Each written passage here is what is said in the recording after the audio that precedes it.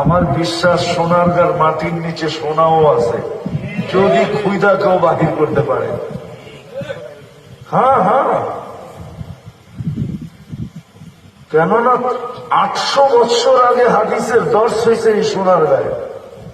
সর্বপ্রথম ওনার মাদ্রাসা শুরু হয়, সমস্ত মাদ্রাসা শুরু হয় মক্তব থেকে, আর ওনার মাদ্রাসা শুরু হয়েছে কলা কলা রাসূল দিয়া, হাদিসের দর্শ দিয়া, বুখারী মুসলিম পড়ানো দিয়া ওনার মাদ্রাসা শুরু হয়েছে। আবু তায়ামা রহমতুল্লাহ আলাইহির মাদ্রাসা, যেটা সোনারগাঁয়ে ছিল। মোগরাপাড়ার থেকে মেঘনার দিকে যাইতে হাতের ডাইন দিকে পড়ে।